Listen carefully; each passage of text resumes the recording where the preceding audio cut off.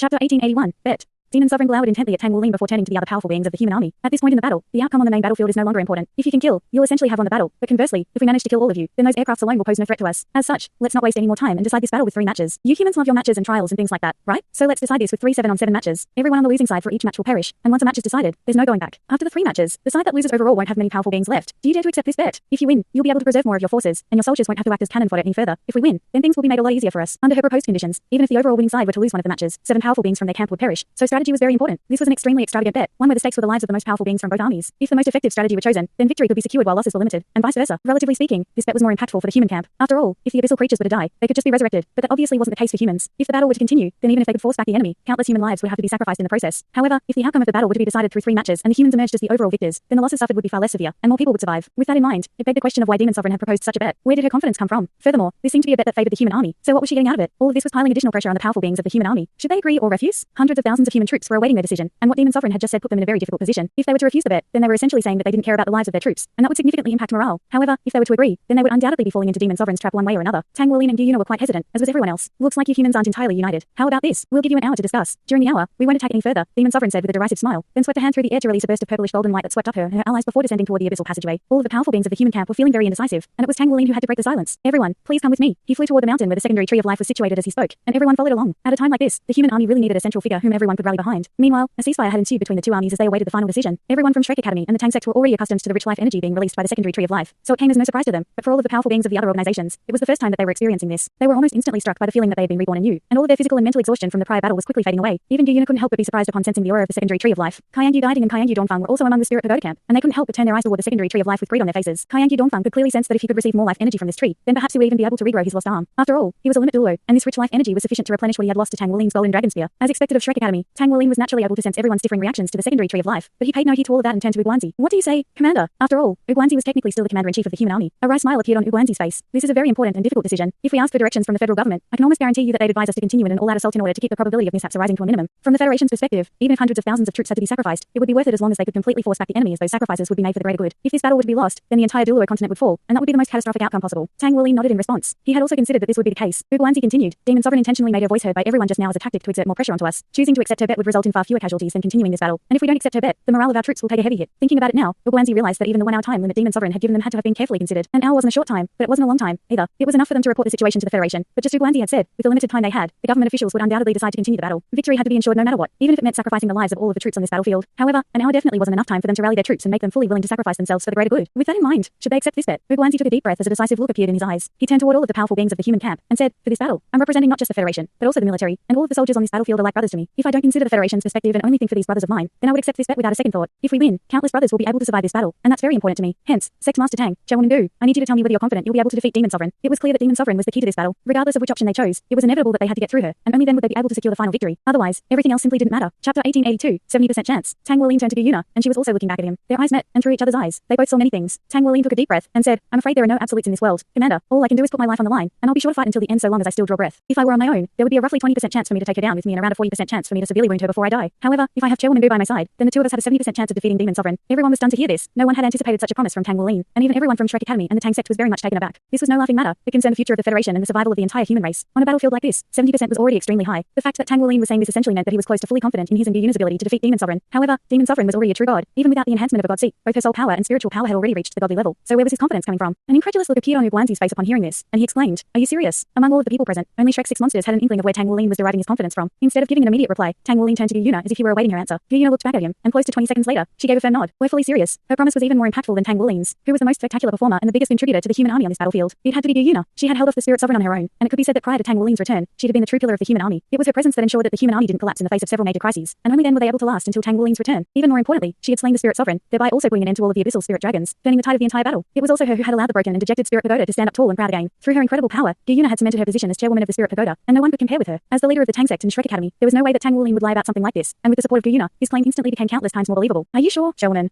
Kayangyu Diding couldn't help but ask. Upon witnessing Gu Yuna slaying the spirit sovereign, even Kayangyu Diding had become fully convinced that Gu Yuna was far more powerful than he was. He didn't have time to consider where her power had come from. What was already clear was that her position as chairwoman was already completely unshakable, and that the Kayangyu family was destined to fall into obscurity. The only shred of hope that he could cling on to was the relationship between her and Kayangyu Zhangting. Gu Yuna turned to Kayangyu Diding and said, If I join forces with Sect Master Tang, there's at least a 70% chance that we'll be able to defeat Demon Sovereign, and aside from her, there shouldn't be anyone among the enemy camp that can pose a threat to us. It's quite clear that Demon Sovereign proposed this bet as she's very confident in something, but she's not the only one with something up her sleeve. Guanzi hesitated momentarily before interjecting. I know there are some things that I shouldn't pry into, but this is an extremely significant bet, so I have to know everything before I make the final decision. After all, this concerns all of our lives and the safety of the entire continent. Chairwoman Gu, Sect Master Tang, please tell me exactly what you have up your sleeve. Through Tang Wulian and Gu Yuna's words, it was clear that they were in support of accepting this bet. Guanzi represented the military, and if he were to also approve, then this matter would be decided. Guanzi had already made it clear that he wasn't going to be reporting this issue to the federal government, so the decision was going to have to be made by everyone here, and it was an extremely difficult one. Tang Wulian glanced at Gu Yuna, and she gave him a slight nod. The tacit understanding between the two immediately evoked a sense of displeasure in the hearts of Kayangyu Diding and Kayangyu Dongfang. However, in Gu Yuna's current position, there was no way they would dare to express this displeasure. Tang Wulian raised his right hand, and a light barrier was conjured up around himself. Gu Yuna, Guanzi, and Guan Yue, who represented the battle god hall. No one else displayed much of a reaction to this, but both Kayangyu Diding and Kayangyu Dongfang's expressions started significantly. All of the people present represented the human race, so who exactly was Tang Wulian trying to guard against? He clearly wasn't targeting the people from the Tang sect and Shrek Academy, so the answer was very apparent. It was clear that he was keeping out everyone from the Spirit Pagoda. Was he worried that they would leak the contents of their conversation to the Holy Spirit cult? The gentle light barrier enveloped the four figures, and Tang Wulian seemed to have said something, while Gu Yuna stood silent beside him with a calm expression. Both Guanzi and Guan Yue displayed astonishment upon hearing what Tang Wulian had to say, but that astonishment quickly turned into elation, and they both nodded with approval while Guan Yue even gave Tang Wulian a thumbs up. Shortly thereafter, the light barrier vanished. In contrast with his prior serious expression, Guanzi was looking much more relaxed as he smiled, and said, Sect Master Tang has already convinced me. I've decided to support him on behalf of the military. At this point, Chen Xinji had already passed away, and the only other limit Douluos in the military were Dong Xian, Cao Dazhe, and Zhang Guanyu. There was no way that Cao Dazhe would close down her face. Zhang Guanyu was a statue from a very young age, and at the time, it was totally reason a place to furthermore, Guanzi was the commander-in-chief of the human army, so his decision essentially represented that of the entire military. Guan Yue nodded, and chimed in, I have no issues, either. At the same time, our battle god hall is willing to participate in one of the 7-on-7 matches with me leading the team. The fact that there were 3 7-on-7 matches meant that each side had to field 21 combatants. Among the sovereign, emperors, and heavenly monarchs of the Holy Spirit cult, Dark Phoenix and Dark Hummingbird were already dead, so there were only 5 left, and the rest of the combatants would naturally have to come from the abyssal plane. Meanwhile, the human army had 4 parties, namely the Tang sect, the Spirit Pagoda, the military, and the battle god hall, that could supply combatants, so it seems that the human army definitely wasn't at a disadvantage here. After all, there was no lack of limit Douluos and 4-word battle armor masters among their ranks. Even though Chen Xinji, Wang Yeyu, and Lin Yaoshu had already perished, there was still a lot of firepower to come, especially from Shrek Academy and the Tang sect, which were absolutely loaded. Chapter 1883, the most extravagant bet in history. Tang Wulian nodded, and said, the Tang sect and Shrek Academy are also willing to accept this bet. Just now, he had already received voice transmissions from both Zhang Xin and Cao Dazhe. From the Shrek Academy camp, Wang Yeyu had passed away, which made Yali the final remaining member of the old guard, and she was also Tang Wulian's godmother, so there was no way she wouldn't support him. Gu Yuna declared, the Spirit Pagoda also agrees to this bet. Wu Guanzi's gaze roamed over everyone present, and he said, the future of the entire human race hinges on this battle. There may be 4 of us making this decision, but as the commander-in-chief, I'll be taking full accountability. Now then, let's begin the preparations. Wu Guanzi's composure was shining through at this critical juncture, and he didn't hesitate in the slightest, nor was there any time for him to hesitate. We've never seen eye to eye, but I have to admit that you're a real man. Count me in, Dong Xian said as he strode forward from the military camp. Wu Guanzi turned toward him, and a smile appeared on both of their faces. It was as if all of their differences had been settled in that instant. Both of them knew that this would perhaps be their final battle, so what was the point in continuing to cling on to those differences? Tang Wulian said, Commander, this is a joint decision. You shouldn't be the only one held accountable. In any case, let's not discuss this now. I think we should discuss who shouldn't be participating in this bet. A contemplative look appeared on Wu Guanzi's face upon hearing this. What do you propose, Sect Master Tang? Tang Wulian replied, I'm sure all of us here would be willing to give up our lives for the future of the Federation, but we have to take into account the fact that the Holy Spirit cult and the abyssal plane aren't exactly trustworthy. Demon Sovereign was the one who proposed this bet, so she has to have some kind of motive or something that she's banking on. Under these circumstances, we have to constantly be on our guard in case they decide to scrap the bet and rescind everything. Hence, we have to keep some of our forces in reserve and react according to the situation.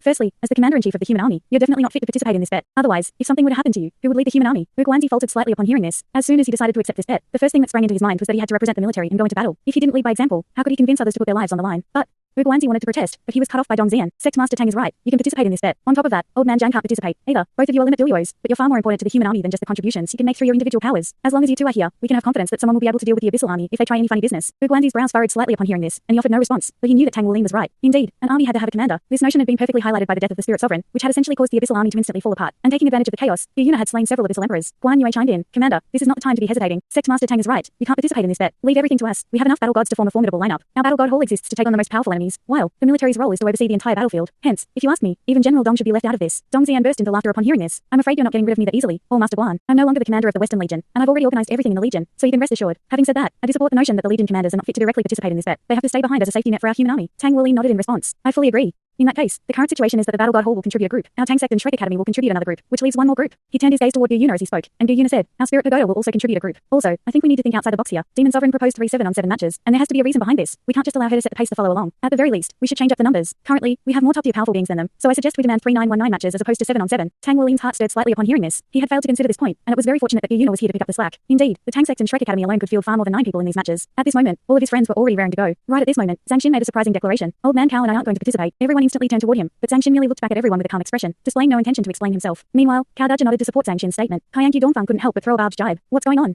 Are you too scared? Zhang Xin replied in an indifferent voice. Of course, a selfish and narrow-minded baboon like you would immediately jump to that conclusion. Kaiangyu Dongfang immediately flared up with rage, but Kaiangyu died and gave him a firm tug and a stern glare to stop him from saying anything. He then turned to Zhang Xin and Cao Dudja before giving them a rare nod of approval, and there was even a hint of admiration in his eyes. A contemplative look also appeared on Guan Yue's face, and shortly thereafter, he expressed his approval of this declaration. It was clear that Kaiangyu Diding and Guan Yue understood why Zhang Xin and Cao Dudja had decided to sit this one out. But in all honesty, even Tang Wuling didn't understand the reasons behind this decision, and this wasn't a good time to ask. In his mind, Zhang Xin and Cao Dudja's participation was a foregone conclusion, and the two of them were going to be extremely impactful. In the face of this sudden turn of events, their entire plan would have to be altered to a certain extent. Wu Guanzi said, I agree with Chairwoman Gu's suggestion. I'll go and communicate with Demon Sovereign right away to finalize the conditions of the bet. In the meantime, please decide on the lineups. He rose up into the air as he spoke before flying toward the enemy camp. Guan Yue said, I'll be leading my team, which will be comprised of General Dong and the first 7 battle gods. The battle god hall hadn't suffered any severe losses during the prior battle, and all of the energy they had expended was quickly being replenished by the secondary tree of life, so they were all raring to go. No battle god of the Douluo Federation had ever feared a battle. Chapter 1884, the lineups. Tang Wuling nodded before turning to Gu Yuna. Demon Sovereign is most likely going to be participating in the final match, so we should do the same and leave enough people for the final match. Gu Yuna nodded in response. She then turned to the Spirit Pagoda camp and said, in order to ensure our victory against Demon Sovereign, I need to join forces with Sect Master Tang, so I'll be in the same group as him. Our Spirit Pagoda and the other prominent Soul Master clans will be contributing to the third group. I'll be counting on you two to lead everyone in my stead. The two people that she was referring to at the end were naturally none other than Kaiangyu Diding and Kaiangyu Dongfang. Kaiangyu Dongfang immediately wanted to protest, but Kaiangyu Diding grabbed onto his shoulder and immediately nodded without any hesitation. All right, we won't let you down. Kaiangyu Dongfang turned to his father with a stunned expression, and he asked through voice transmission, what are you doing, father? Gu Yuna isn't going to be with us, and Ling Yaoshu is dead. We don't have enough power on our end. If we form a group. Kaiangyu Diding replied in an indifferent voice, do you think we'll be welcomed back with open arms like heroes even if we can win this battle? For the sake of continuing our family's heritage, some things must be sacrificed, such as our lives. We can't allow our actions to permanently tarnish our family. Kaiangyu Dongfang shuddered upon hearing this, and in that instant, he suddenly realized many things. He opened his mouth to say something, but merely remained silent in the end as he knew that nothing he could say would change anything. Shortly thereafter, Wu Guanzi returned and declared, Demon Sovereign has agreed to our proposal, and the matches will commence in an hour from the time the bet was first proposed. Serious looks appeared on everyone's faces upon hearing this. Seeing as the decision had already been made, then all everyone could do was fight with all their power. Tang Wuling turned to his friends and said, let's begin deciding the lineup. Count us in. Yuan and Zenshin immediately said as he stepped forward with a faint smile, as if he were merely offering to do something insignificant rather than volunteering for a fight to the death. Tang Wuling was very touched by this gesture. Senior Yuanan, you're not actually truly a part of Shrek Academy, so I'd understand if you. Yuan and Zenshin feigned a furious expression and protested. What do you mean by that? Sect Master Tang, how are we not a part of Shrek Academy? On the contrary, don't forget that both my son and I are teachers of Shrek Academy. I've heard many stories about Shrek Academy, and what I admire the most about the academy is that in the wake of that disaster, not a single student perished. That story had a very strong impact on me, and even though we've only been at Shrek Academy for a short time, we've been deeply influenced by the Shrek Academy spirit. Besides, this isn't a battle solely for the sake of Shrek Academy. The fate of the entire human race is on the line. My son and I are pretty confident in our powers. If this isn't the time to put these powers to good use, then I can't think of a better occasion. Are we supposed to wait until the human race is on the brink of destruction before we finally step in? Even if I were to perish in this battle, I would have no concerns in leaving our Yuan and family in the care of Shrek Academy. Under Shrek Academy and the Tang Sect's protection, our family's heritage will be sure to continue. So let's not waste any more time. Count us in. Sect Master Tang. Yuan and Tiandang was standing beside his father, and even though he hadn't said anything, the resolve in his eyes was more than enough to display his intentions. All right.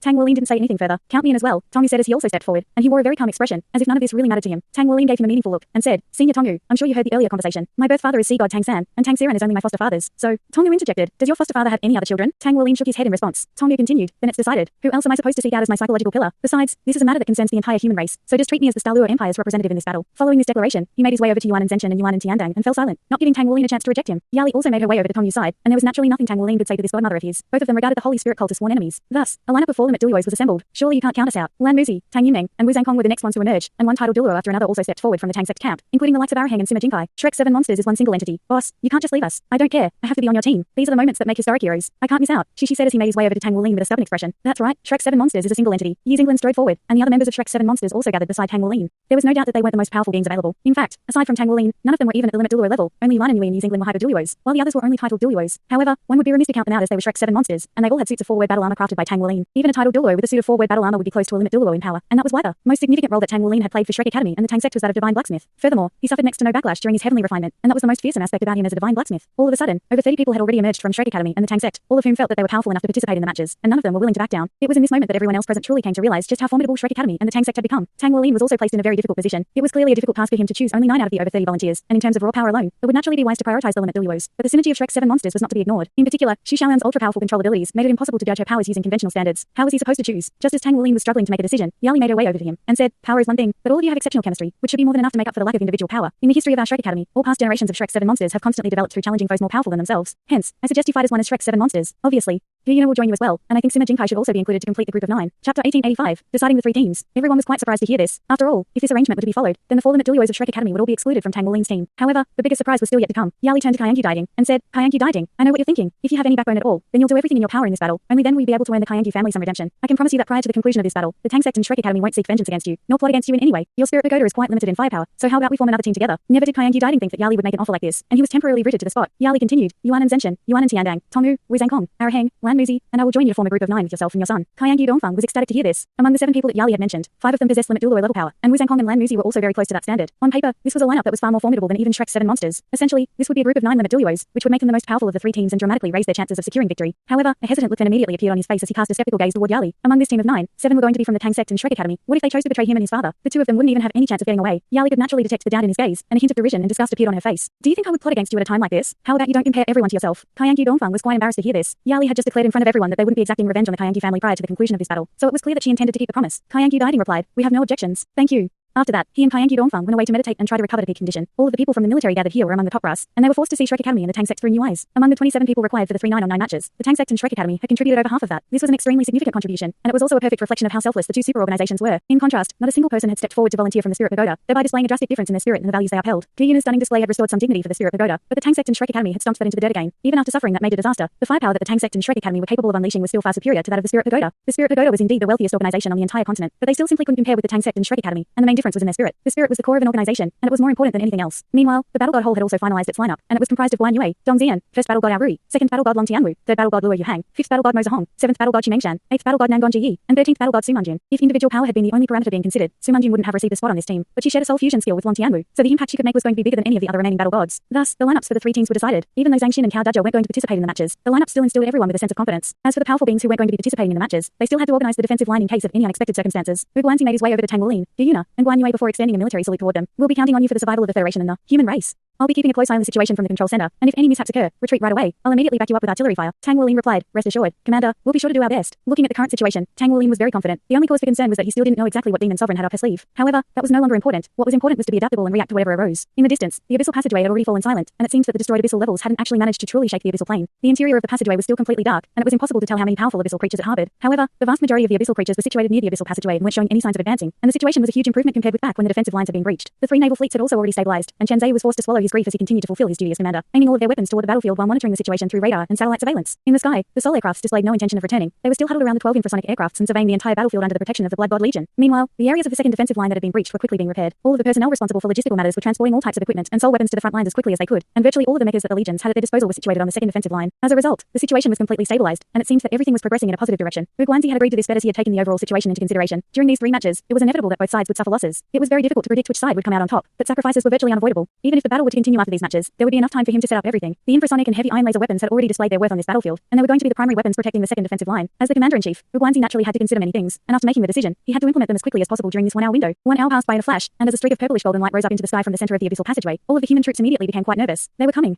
Behind Demon Sovereign were Ghost Emperor and Infernal Emperor, following which came Dark Bell and Dark Blood Demon. Chapter 1886, Commencement of the Matches. After them came the powerful beings of the Abyss, and there were some among them that the human army had never seen before. They came in all different shapes and forms, but all of them were giving off powerful auras. Meanwhile, the 27 representatives of the human army also rose up into the air, led by Tang Wulin, Gyuna, and Guan Yue, and they flew toward the opposing powerful beings. It seemed that the matches were set to begin at any moment. The Tang sect and Shrek Academy had contributed the greatest number of combatants for these matches, and Tang Wulin was the representative of both organizations, so that automatically made him the representative of the human army. He slowly flew toward Demon Sovereign with a calm look in his eyes. "Are you ready?" Demon Sovereign chuckled coldly. "I should be asking you that. Send out your first team." Tang Wulin counted in an indifferent voice. "To ensure fairness, we should be sending out our teams at the same time." Demon Sovereign gave a disdainful harumph. "Fine, we'll go first then. It's not like it matters anyway." She then swept her hand through the air, and 9 figures emerged from behind her. As expected, Demon Sovereign wasn't going to be featuring the first match. In fact, none of the powerful beings from the Holy Spirit cult were in this first group. It was entirely comprised of abyssal creatures. Flying at the very forefront of the group was an abyssal creature that was identical in appearance to a middle-aged male human. If it weren't for the faint abyssal aura around him, one could easily mistake him for a member of the Holy Spirit cult. The abyssal creature appeared to be in his 40s with a red complexion and a square face, and the only thing that set him apart from a normal human was his eyes. Embedded within his eye sockets seemed to be a pair of what appeared to be miniature skulls, presenting a very peculiar and harrowing sight to behold. His aura wasn't remarkable in any way, and there was no significant outpouring of energy from his body. He seemed to be completely mundane and unremarkable. However, this only made everyone more wary of him. Standing beside him was a pair of familiar faces, namely the Black Sovereign and the Hornet Sovereign. The remaining 6 abyssal creatures on the team were only appearing before the human army for the first time, but judging from their immensely powerful auras, it was clear that all of them came from the top 30 levels of the abyss. Tang Wulin turned to Guan Yue, who gave him a slight nod before leading the powerful beings of the battle god Hall forward, arranging themselves into a horizontal line in front of the 9 abyssal creatures. Right at this moment, Tang Wulin suddenly said, "Hold on a second. What is it?"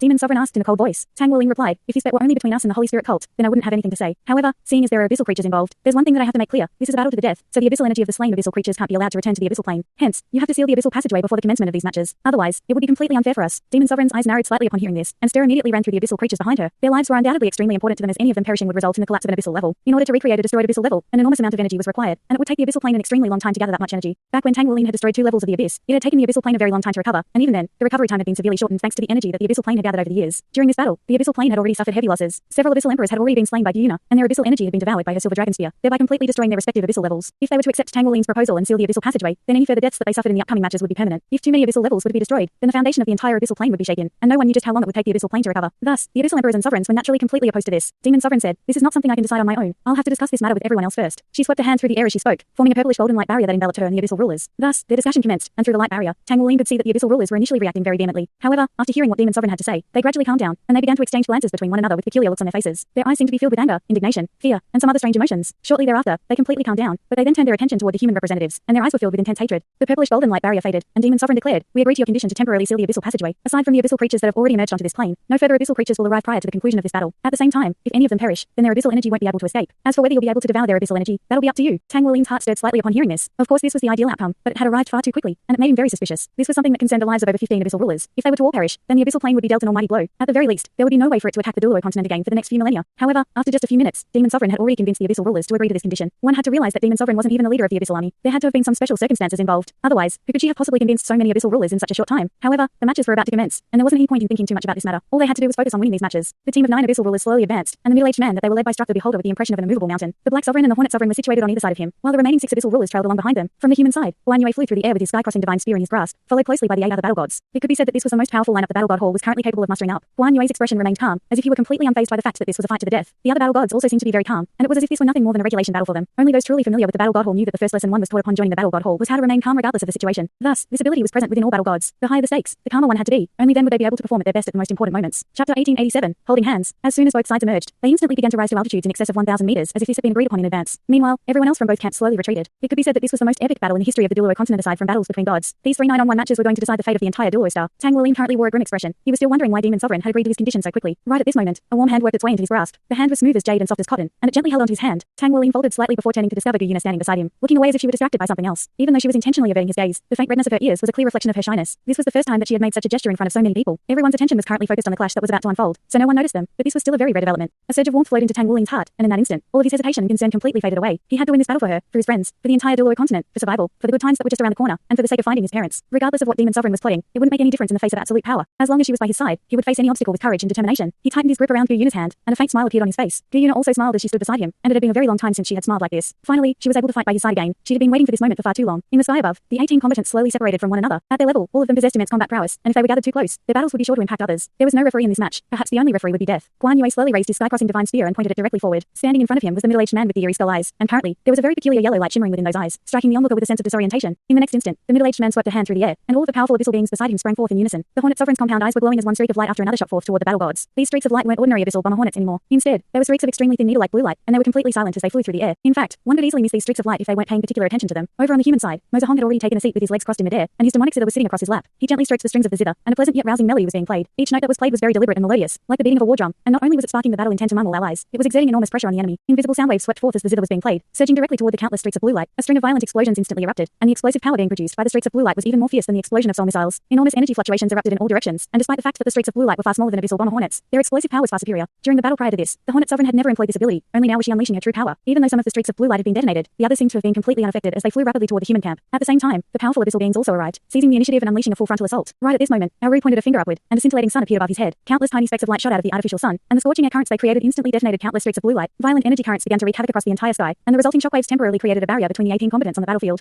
The formidable energy storm had turned the entire sky a bluish golden color, and the entire core circle of the northernmost region seemed to be trembling. Tang Wulin was looking directly at Demon Sovereign, and she was also looking back at him. For some reason, the sight of Tang Wulin and Gyuna holding hands evoked an uncontrollable negative emotion within her. It was envy. Once upon a time, she had also had a husband to rely on, but ever since Tang San killed her husband, her happiness was robbed from her. With that in mind, intense killing intent welled up in Demon Sovereign's heart, and she wanted nothing better than to rush over to Tang Wulin right away and tear him to shreds with her bare hands. Thankfully, the medicine developed by the spirit pagoda had allowed her to regain control over her own emotions. Otherwise, she would have most likely already thrown herself at Tang Wulin. As agreed upon, the abyssal passageway down below had indeed been sealed, just as it had been directly following the eternal heaven strike. Even if the abyssal creatures were to try and reopen the passageway, it would undoubtedly take them some time, and that time would be enough for Tang Wulin and Gyuna to devour any abyssal energy that appeared if the humans were to gain the upper hand. Thus far, Demon Sovereign had remained true to her word. Meanwhile, there was a pair of furious eyes trained on Tang Wulin and Gyuna from a distance. Everyone was looking up at the battle in the sky, but he only had eyes for a single person. As she witnessed Gyuna slay the spirit sovereign and multiple abyssal emperors, he was genuinely excited and even immensely proud. However, the sight of Gyuna voluntarily offering her hand to Tang Wulin immediately sparked scorching jealousy in his heart, and this jealousy quickly spread to occupy the entirety of his mind like a wildfire on a parched grassland. Chapter 1888. Unyielding. He was unable to understand why this was happening. She was his woman. They had already engaged in physical relations. Kayangyu, Sangting had guessed that Gyuna and Tang Wulin shared a special relationship, but the illusion that Gyuna had conjured up for him had him firmly convinced that he was the only man who had ever conquered her body. Standing beside one another, Gyuna and Tang Wulin were like a match made in heaven, and the fierce jealousy in his heart was enough to drive him to the brink of insanity. No. She's mine. Nana is mine. How can this be happening? Ever since he was defeated by Tang Wuling, everything had changed very quickly. The most significant change was that Gu Yuna had become the new chairwoman of the Spirit Pagoda, which was something that he had never imagined would happen, but this was the undeniable reality. His only hope and pride was that she was his woman, but only did he realize just how naive he had been. Had she always kept in contact with Tang Wuling? She was representing the Spirit Pagoda, yet she was holding hands with the leader of the Tang sect and Shrek Academy. How could she do this? In the sky above, the temporary stoppage caused by the massive explosion set off by Algari's scorching sun and the Hornet Sovereign's attacks quickly passed, and a slightly indistinct figure emerged from the violent energy storm before rushing off to the side. On the very left side of the Battle God Hall camp was none other than 8th Battle God Nangon Yi. The indistinct figure was extremely fast, and it was like a shadow as it traversed through the turbulent energy storm. In fact, it was even using the energy storm to its advantage to further accelerate, and by the time Nangon Yi finally reacted, his assailant was already upon him. Nangon Yi could only just barely identify the fact that the figure that had just appeared before him was a praying mantis-like creature. The creature raised its sickle-like front limbs, and an incredibly sharp bore instantly sliced through the air. From Nangon Yi's perspective, it was as if the entire world had been sliced in half and was falling away to either side. The speed and power of the attack was quite astonishing to him, but as the 8th Battle God, he was a seasoned veteran on the battlefield, and he certainly wasn't just going to stand around and allow himself to be struck. A dragon's roar erupted out of his body, and at the same time, he began to glow with scintillating light. Instead of taking evasive or defensive measures, he unleashed an almighty punch. This attack was virtually second nature to him, and his fist was guided entirely by intuition rather than visual stimulus. At his level, he had full trust in his own instinctive reactions in battle, which had been honed through a vast amount of experience and was naturally derived from his spiritual power. The eyes could often be fooled, but it was very difficult to fool spiritual power. As he unleashed this punch, Nangon Yi had already cast the concepts of danger and self-preservation completely out of his mind. His opponent had clearly prepared for this all-out attack, so it would be very difficult for him to evade it. Furthermore, if he were to take evasive measures, he would be conceding the initiative, allowing his opponent to unleash a string of consecutive attacks. Perhaps he could dodge the first attack, but how long could he keep that up against such a fast and lethal opponent? This was a 9-on-9 battle, but he wasn't counting on any of his companions to help him. Both sides had 9 combatants. If he couldn't even take on one opponent on his own, then he would be a liability to the entire team. How his companions reacted was up to them. All he had to focus on was completing his mission. In such a brief span of time, Nangon Yi wasn't actually able to consciously consider all of this. Everything that he was doing was instinctive, and those instincts had been honed through battling alongside the battle gods for many years. His punch appeared to be very plain and simple, but it was imbued with all of his power, making it an extremely devastating strike. The enemy's attack struck Nangon Yi in the end, and it was supposed to be a lethal strike, but in the instant it made contact with Nangon Yi's body, his suit of 3-web battle armor began to squirm while releasing extremely bright radiance, as if it had been set alight. The dazzling light converged toward the part of the battle armor that had been struck, seemingly gluing the severed space back together as an ear-splitting screeching sound rang out across the entire battlefield. From an outsider perspective, it could be clearly seen that Nangon Yi's suit of battle armor had exploded into an eruption of bright light, and the explosion had bought him a split second of time. In the same instant that he was struck by his opponent's attack, his fist also struck a patch of thin air that was around half a meter to the side of his opponent. However, as soon as his fist struck that spot of what appeared to be empty space, the entire space there instantly collapsed, and a figure stumbled out into the open. This was a praying mantis-like abyssal creature with a dark golden body. It was significantly smaller than the average abyssal evil sickle with a body that was only around 2 meters in length, and its chest had completely caved in. One of its sickle-like appendages had been snapped, and a large amount of abyssal energy was pouring out of its wounds. Only now, after Nangon Yi had taken advantage of his 3-word battle armor's detonation and completed that punch, did he finally dodge slightly to the side so the attack avoided his vital regions. A gasp appeared on his left shoulder, and in the next instant, his left arm was entirely detached from his body. However, there was no blood flowing from the wound as Nangon Yi had already sealed off the circulation to his left shoulder in an extremely calm manner. This sounded like a lengthy process, but in reality, everything had happened in the blink of an eye. Almost right after the clash between Auru and the Hornet Sovereign had taken place, the praying mantis-like figure had appeared, and the aforementioned exchange took place. The opening exchange had been extremely brief, but that certainly didn't mean that it was impactful. Nangon Yi suddenly burst into hearty laughter. I'd do that again any day. As soon as his fist struck his opponent, he knew that this was a worthy exchange. It seemed that he had come off second best as he had been forced to detonate his 3-word battle armor, and even then, he had still lost an entire arm. However, he knew that it was worth it, and the reason for this was very simple. His opponent was more powerful than he was. The abyssal creature that had just attacked Nangon Yi was the king of the abyssal evil sickles, and in the abyssal plane, it was known as the Sickle Emperor. Even the average abyssal evil sickle was already extremely powerful, so their ruler was naturally even more formidable. With its extreme speed and lethal offensive prowess, even the abyssal rulers of the high levels were very much reluctant to get on its bad side. It was the abyssal emperor that had the best chance of successfully challenging one of the top 10 abyssal rulers to become an abyssal sovereign in the future. If its power had to be described in human soul master terms, then its offensive prowess was comparable, or perhaps even superior to that of a demigod. Chapter 1889, the Battle God Hall's secret soul fusion skill. Its only weakness was its lackluster defenses, but on the average battlefield, there was no need for it to defend itself. With its extreme speed and attacking power, it was often the case that its opponent was already dead before they could even react to it. So why would it require sound defenses? It had planned this surprise attack well in advance, and it had chosen Nangon Yi as its target as it could sense that Nangon Yi was one of the weakest combatants in the human camp. It was extremely important to constantly weaken the opposition in a team battle, so the Sickle Emperor had accumulated power in advance and unleashed a full force attack from the get-go, aiming to take down one of the human combatants with a single attack. However, it didn't expect this human to be so stoic and decisive. In the face of that lethal attack, Nangon Yi didn't cower in the slightest. If he had chosen to retreat, then the Sickle Emperor would have immediately switched its target to Shimengshan. Furthermore, the Sickle Emperor would have been able to take advantage of the opening created by Nangon Yi's retreat to slice its way into the opposition's formation, thereby creating more chances for its allies. If that had happened, then the entire human camp would be forced onto the back foot from the get-go. However, Nangon Yi had stood his ground, and in the face of this lethal attack, he had chosen to fight fire with fire. He knew that there was a very good chance that he would perish, while his opponent would only be wounded, but he had still made this decision without any hesitation. Even the detonation of his 3-word battle armor wasn't able to completely withstand the Sickle Emperor's attack. But if the Sickle Emperor had committed fully to its attack and struck Nangon Yi with both of its sickles, then there was no way that Nangon Yi would have survived. However, if the Sickle Emperor had done that, then it would have also been even more severely wounded. Currently, the wounds that it had sustained would weaken its combat prowess by about 50%, but if it had killed Nangon Yi without any regard for its own safety, then it would have been weakened by as much as 70% to 80%, which would make it very likely for it to be revenge killed by other combatants of the human camp. Thus, the Sickle Emperor ultimately made a split-second decision to save itself, withdrawing one of its sickles in defense. As a result, Nangon Yi survived, but even then, the Sickle Emperor was still severely wounded. Nangon Yi was undoubtedly in worse shape than the Sickle Emperor, but one had to realize that the Sickle Emperor could easily rank among the top 4 among the combatants of the abyssal plane on this battlefield, while Nangon Yi was ranked near the bottom among the human camp. Even more importantly, he had completely ruined the Sickle Emperor's plan to rush in from the side and disrupt the human camp's formation. Just this exchange alone was enough to show that Nangon Yi was worthy of his position as a battle god. Right at this moment, Guan Yue sprang into action. As the leader of the human camp, he hadn't stepped in to assist Nangon Yi against that surprise attack. Instead, he raised his sky-crossing divine spear in a calm manner before hurling through the air like lightning. In the instant that he released his spear, no one, regardless of whether they were friend or foe, could tell which enemy he was targeting. Both sides were disrupted visually by the violent energy storm, which had distorted all of the light in the air. Everyone had witnessed Guan Yue dominating Black Sovereign in battle earlier, so all of the powerful abyssal beings were waiting with bated breath to see which of them he was targeting with his sky-crossing divine spear. His attack seemed to have set off all of his allies as well, and all of the other battle gods sprang into action almost at the exact same time. Auri brought his palms together in front of himself, and his eyes instantly turned a reddish golden color while his seventh soul ring lit up. The scintillating sun above his head quickly descended to devour his entire body, and as it did so, it swelled to over 3 times its original size. This was his martial soul true body. Meanwhile, Mozahong suddenly held his demonic scyther through the air. As a control system soul master, he had thrown away his martial soul for some reason. All of the spectators were quite perplexed by this. What was he doing?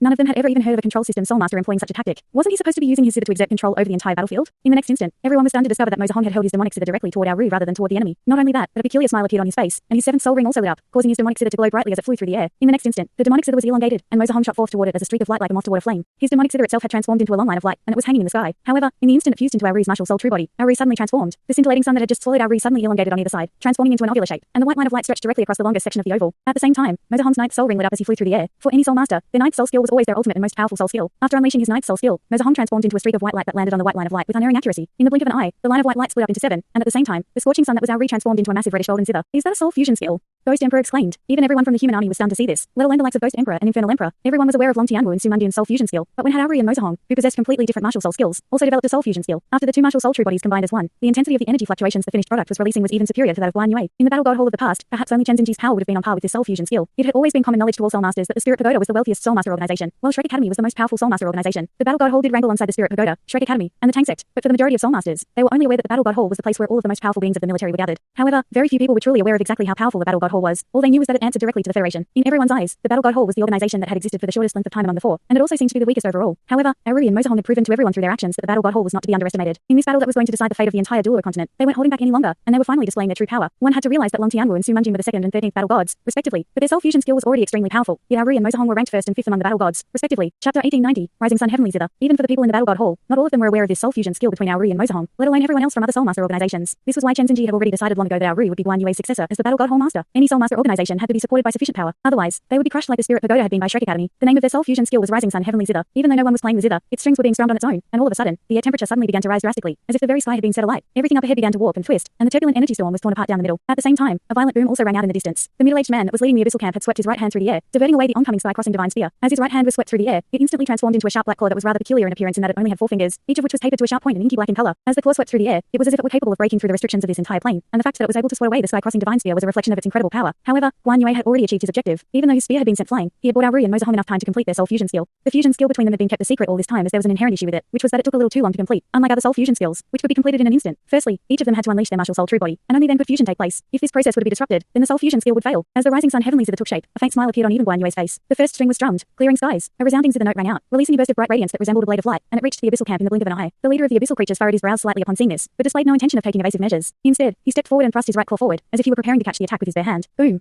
The blade of light exploded, and the entire sky was transformed into a sea of scorching radiance. The entire heavens was warping violently, and that was sufficient testament to just how fearsome the temperatures were. All of the other battle gods had already converged around the Rising Sun Heavenly Zither, and while withstanding the attack, the leader of the abyssal camp also underwent a transformation. His humanoid body instantly swelled to over 3 meters tall, and that was particularly large among abyssal creatures, but upon adopting this form, he automatically drew everyone's attention, as if he had become the centerpiece of this battle. His head was extremely large, taking up virtually a third of his body, and skull-shaped eyes also became clearer due to the enlargement of his head. A pair of massive wings spread open on his back, and his hands had both transformed into sharp claws. At the same time, a dark red hue had appeared over his inky black body, and it was clear that he had struggled to withstand that attack in his human form. Even so, Guan Yue was stunned to see this. He was well aware of just how powerful the Rising Sun demonic zither was, and the fact that this abyssal creature had withstood the attack with his body alone indicated that his physical constitution was comparable to Arahang's invincible Vajra body. However, what was different was that the invincible Vajra body was very well-rounded and balanced, whereas this abyssal creature's body was extremely hard and stoic. All of you must die. His voice was rather stiff, and he seemed to be far less proficient in speaking the human language than the Spirit Sovereign. In the next instant, he flapped his wings vigorously, and his body instantly swelled to over 100 meters tall. He took a giant stride forward, and he instantly pounced toward the battle gods, reaching out with his massive claws as if he were preparing to tear the Rising Sun Heavenly Zither apart. He was the master of the 4th abyssal level and the ruler of the abyssal demonic puppet, the demonic sovereign. His physical defensive prowess was ranked number 1 in the entire abyssal plane, and it could be said that he was as powerful physically as the Spirit Sovereign was spiritually. His physical constitution was already infinitely approaching the godly level, and in the wake of the Spirit Sovereign's death, he was now the leader of the abyssal army. In the face of the battle gods, he immediately unleashed his incredible power, which was superior to that of the average quasi-god, and all of the other powerful abyssal beings quickly followed along close behind him. Thus, a full-scale battle commenced. The Rising Sun Heavenly Zither's second string was strummed, and right when this happened, heaven and earth seemed to have been turned on its head. Despite the demonic sovereign's immense power, it was still affected by this sudden change, and he was unwittingly turned around, flying away from the human camp instead of toward them. What was even more peculiar was that he was the only one affected, while the other 8 abyssal creatures continued to charge directly toward the human camp. As it turned out, the Rising Sun Heavenly Zither was an extremely rare control system soul fusion skill. This was the most powerful control system ability of the battle god hall. The Hornet Sovereign and the Black Sovereign were charging along beside the demonic sovereign, and the sudden departure of the demonic sovereign left them completely befuddled. Before they had a chance to react, the battle gods were already upon them. Guan Yue was leading from the very front as he thrust his sky-crossing divine spear forward in a plain and simple, yet extremely lethal strike. The Black Sovereign instantly felt a chill run down her spine, and this chilling sensation had originated from the very depths of her soul. She had already faced Guan Yue in battle earlier, and even though she had been dominated throughout the battle, this was the first time she was feeling this bone-chilling sensation. Guan Yue's calm eyes were giving off a faint cold light. To him, Chen Xinji had been both a mentor and a friend, yet he had perished on this battlefield. As the current battle god hall master, he had to keep his cool, but behind his calm facade, no one was more grief-stricken than he was. He and Chen Xinji had been colleagues for over 50 years, with Chen Xinji managing external affairs, while he attended to the internal affairs of the battle god hall. It was through their seamless cooperation that the battle god hall had reached its current heights, and Chen Xinji's death had shaken him to the core. For the first time, the heart of the placid and tranquil battle god hall master was filled with raging killing intent. During his previous clash with the Black Sovereign, he hadn't displayed his full power as Tang Wulin hadn't yet arrived on the battlefield. He could have chosen to kill the Black Sovereign, but the battle would have been extremely taxing to him, and if the Black Sovereign's abyssal energy were to escape, then his efforts would be wasted. He had constantly been waiting for this opportunity. The abyssal passageway had already been sealed, so there was no way for abyssal energy to escape, and Guan Yue was finally displaying his full power in this battle to the death. This spear strike appeared to be very plain and simple, but if one were to judge that book based on its cover, then death would surely await them. Meanwhile, the Hornet Sovereign was facing countless sword projections unleashed by Long Tianwu and Sumundyun. They hadn't unleashed their soul fusion skill yet, but having worked closely together for so many years, the two of them still formed a lethal combination. Thanks so much for watching this video. Don't forget to hit the like button and subscribe. Also leave a comment down below with suggestions on what novels to read.